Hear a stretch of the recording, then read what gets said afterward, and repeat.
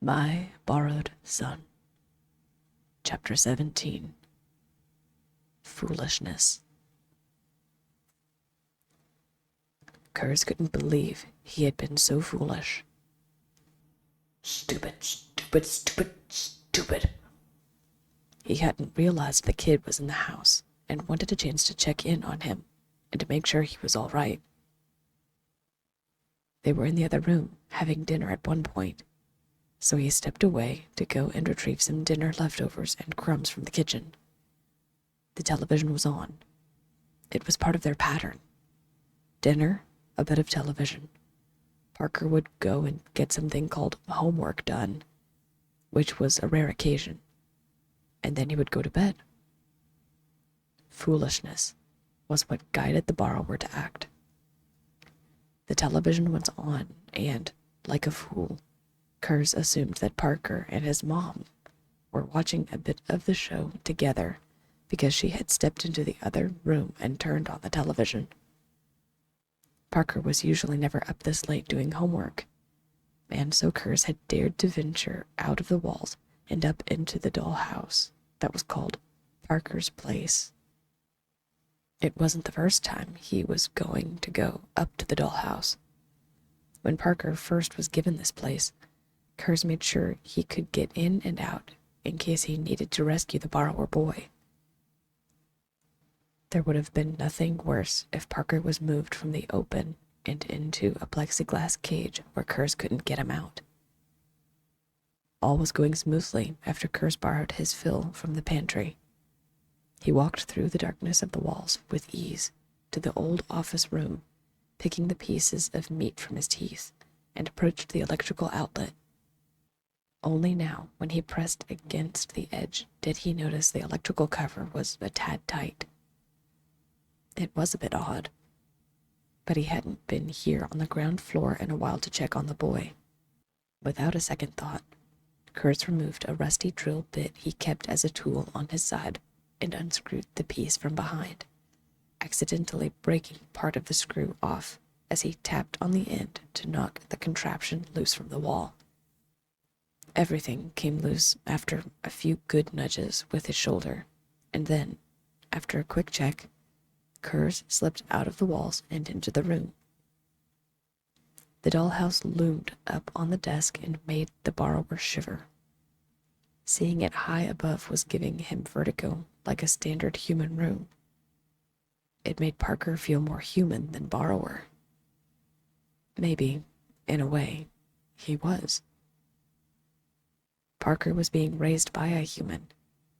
Parker had human friends, if Kers understood what he overheard during the day. The boy might not even have proper borrower instincts for all Kers knew, which would put Parker in danger if Kers were to try and bring him safely into the walls to live as a true borrower. Too many decisions. Too little time. Had he made the right decision all those years ago when he didn't take Parker? Was it possibly too late for this boy to live a normal life meant for someone of his kind? He couldn't have taken the child at the time because he didn't have any supplies, and it would have been dangerous for him and for Parker. Now that he could take Parker, he felt reluctant to. What was the right decision?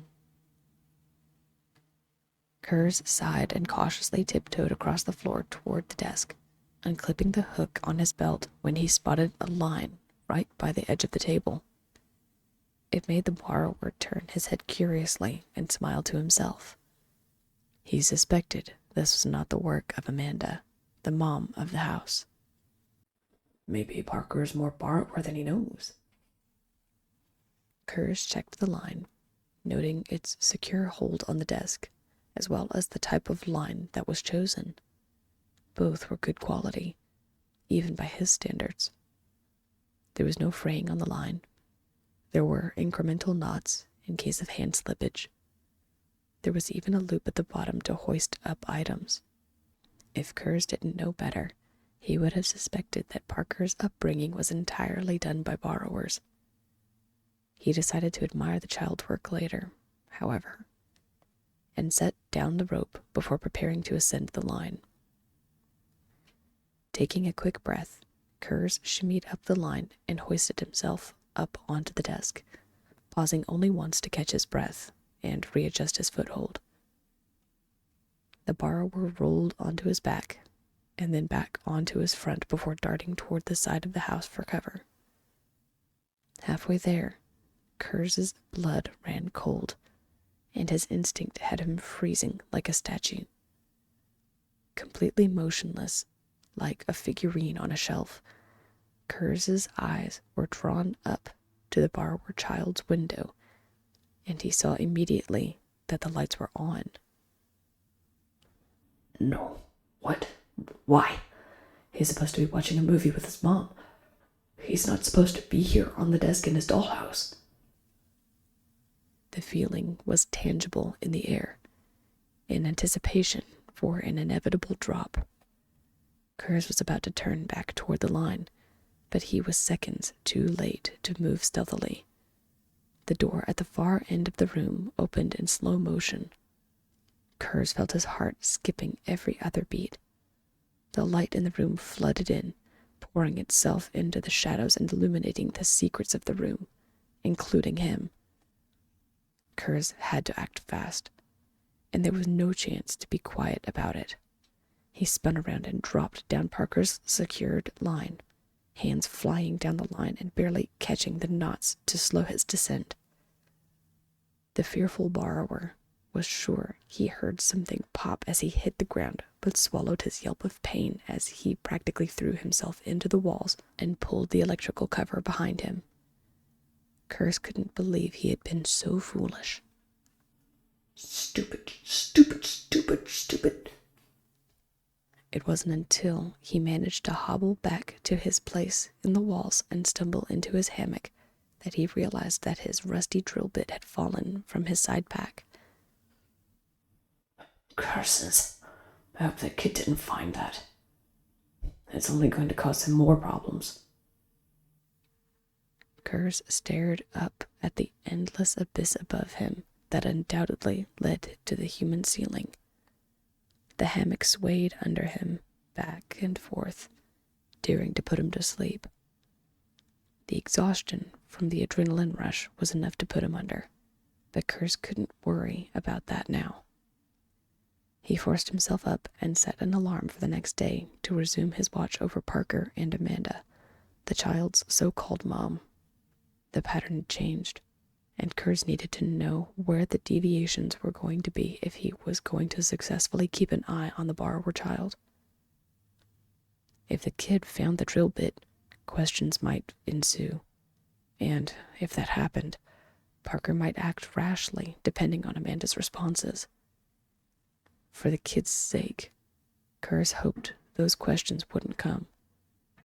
Parker seemed happy in his life, regardless of how he should live, which was as a borrower and not as a human child. It needed to be Parker's decision, and forcing it would possibly turn Parker away from a borrower's life. Though prepared at any moment to take the child under his wing, Kers resigned himself to remain passive. He could only hope it was still the right decision, and that his drill bit didn't interfere with things to come.